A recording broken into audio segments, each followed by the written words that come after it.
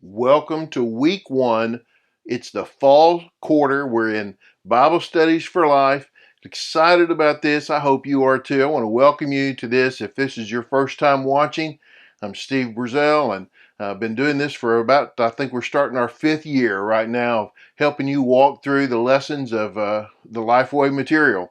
So I'm looking forward to this and excited about it. I'm going to give you about 10 minutes every week through just kind of some highlights and things that I see in a passage that I think might be helpful to you as a teacher or as you're studying this passage. So I hope you enjoy this. Be sure and subscribe so that you get this every week. It shows up as a notification. You want to hit the little bell so you get the notification. Like the video. I like it if you do that. That helps us, and as we try to grow this channel. And then if you've got questions or comments, put those in the comment section below. And boy, we appreciate it if you'll share it with somebody else. Share the video with them. That'll help. And then if you want to support what we're doing, you can go to this give.exposedtochrist.com and you can support our ministry. Okay, we're in the book of Daniel. We're going to spend about 6 weeks in the book of Daniel. Now, we think of Daniel as a prophet, and so we think of often some of the great stories that come out of this, but also the prophecy that comes out of it. And I'll just tell you that the lessons that we're going to be doing, the focus of the material is really not in the prophecy stuff so much as some of the stories that happen. And there's just not enough space to put the entire chapter in there. They're picking out pieces of the chapter, verses in it. We're going to do that, but it's really helpful if you'll read all of, say for this week, Daniel 1. Read the whole chapter. That will help you so that you'll be able to fill in some of the pieces in between, right? The things that we have in the lesson, but then there are things in between that are really key, and that'll help you as you're going. And then even like we're going to skip to chapter 3 next week, but read chapter 2 before you get to that. I think it'll just help you as you go. Okay, we're in Daniel chapter 1. Starting at 3 through 13. So Daniel he's an Israelite who has been taken captive. The Israelites have been captivated. Daniel is an Israelite who has been taken captive along with all of those others in Jerusalem and in Israel by Nebuchadnezzar. The Babylonians have taken over Israel and they have brought people back. And so now Nebuchadnezzar is wanting to use some of those people, some of those influential young people, and he wants to influence them in the Babylonian ways. So that's where we kind of pick up here, chapter 1, as it begins. It says, the king ordered Ashpenaz, his chief eunuch, to bring some of the Israelites from the royal family and from the nobility, young men without any physical defect, good-looking, suitable for instruction in all wisdom, knowledgeable, perceptive, capable of serving in the king's palace. He was to teach them the Chaldean language and literature. The king assigned them daily provisions from the royal food, from the wine that he drank. They were to be trained for 3 years, and at the end of that time they were to attend the king. Among them from the Judahites were Daniel, Hananiah, Mishael, and Azariah. The chief eunuch gave them names. He gave the name Belteshazzar to Daniel, Shadrach to Hananiah, Meshach to Mishael, and Abednego to Azariah. Okay, so the king gives orders that they're going to take these guys and they want to train them. I want you to notice some of the things that they're going to do. Okay, they're looking for people from the royal family and from nobility. They want young men, right? They want them without the physical defect. They want them to be good looking. People that can learn. They're knowledgeable, so they already know something. They're perceptive, capable of serving. He wants smart young men who can do the work, who are willing to come and be a part of the king's court and learn. Right? He says that they're going to spend 3 years, right? They had 3 years of training. But look at some of these other things, right? He's to teach them Chaldean and literature. And what's the purpose of that? Well, part of the Chaldean language is so that they can communicate. But the literature is the culture. So they're to be brought in and they're to learn the culture, understand it, and I think, he's picking young men, young people that he wants to influence to come to the point where they understand that this is the better culture. After all, we conquered you. We defeated you. We're the better culture. So he's wanting to bring them in so they can learn that and understand that This is his purpose, right? To raise up people that will attend the king, okay? He's going to give them food, wine, right? They're to be trained, and they are to be trained. This inculcating through them this Babylonian culture and language and thought and worldview and how they do things and why they do them the way they do them and who their gods are and all of that, right? They're to learn all of that. And so they bring these guys from Judahites, that means they were from the tribe of Judah. You've got Daniel, who, it's kind of interesting, Hananiah, Mishael, and Azariah, but Daniel's the only one that we continue to know by that name, even though he gets the name Belteshazzar, and there's occasions in the book of Daniel where you'll see that name, but for the most part you see him as Daniel, but you see the other three as Shadrach, Meshach, and Abednego.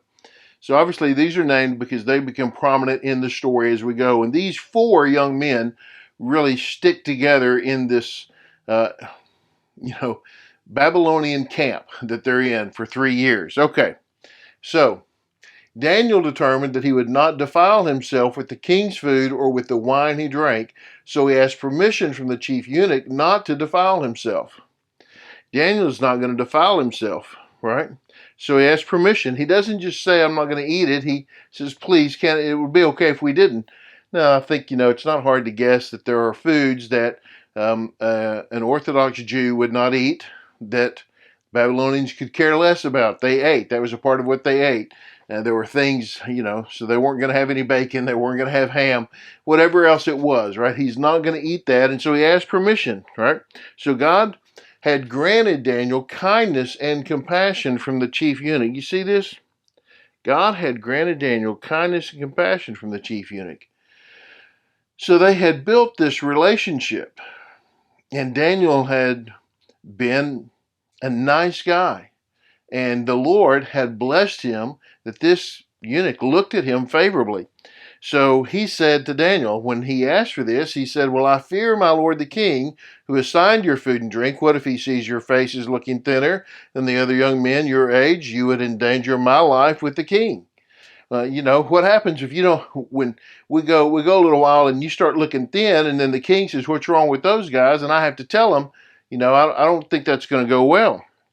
So Daniel says, well, I got an idea. So Daniel said to the guard, whom the chief eunuch had assigned to Daniel, Hananiah, Mishael, and Azariah, please test your servants for 10 days. Give us 10 days.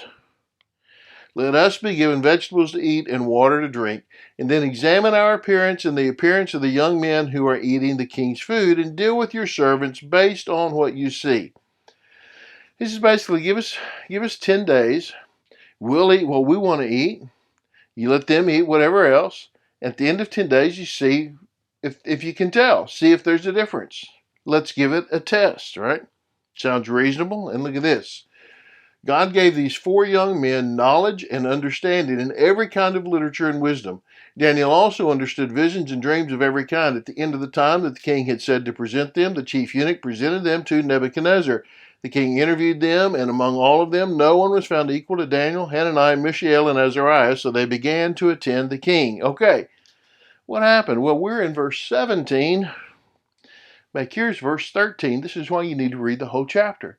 Because in these intervening verses, what we find out is that at the end of this 10-day test period, Daniel and Shadrach, Meshach, and Abednego looked, you couldn't tell. There was no difference. So they were allowed to continue with their diet. And then we find out what happened, how they were treated, and how they fared in this test camp that they're in, right? That God gave them knowledge, understanding, in literature and wisdom. Okay, so they were smart. They picked it up. They understood it. They could read it. They could interpret it. They understood what was going on, and Daniel also understood visions and dreams. Every kind's a little bit of foreshadowing here about what's about to happen, right? And so at the end of that time, the king had said to present them, and so he presented them to Nebuchadnezzar, and the king interviewed them, and among all of them, who rises to the top? Nobody is found equal to these three guys, Daniel. It's funny, they're still using their Jewish names at that point. So they began to attend the king. No one was found equal. So they have risen to the top of the group.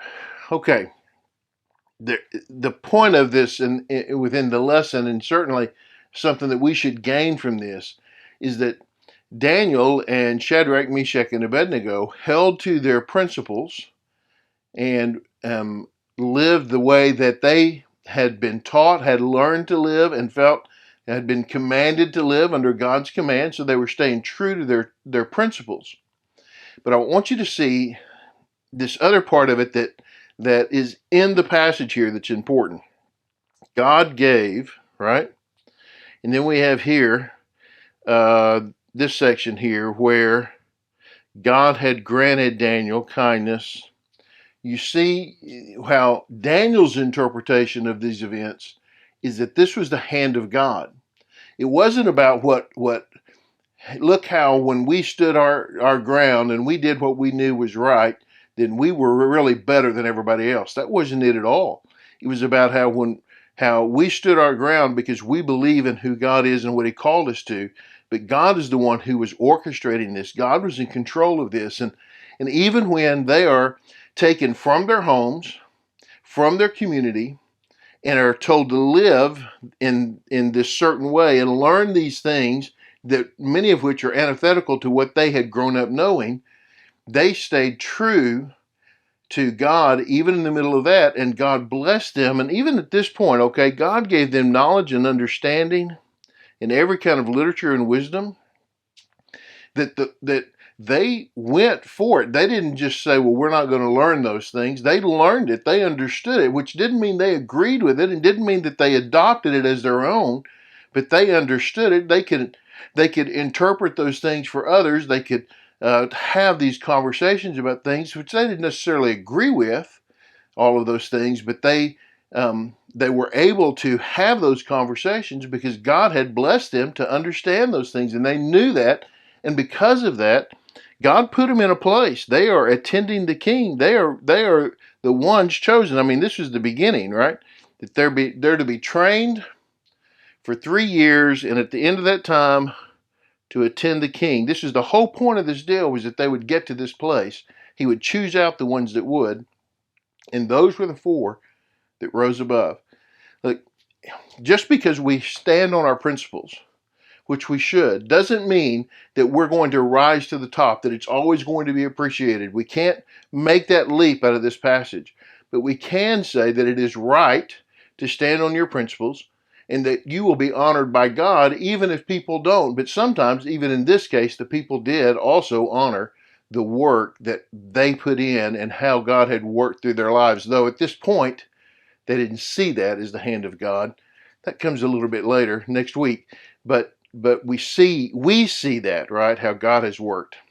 So that's important for us to understand, that God's hand is still there, always there, and we've got to stand wherever we are for those things that are right, and live that way, and trust that God will take care of all the details. Okay, thanks for watching. I hope that's helped.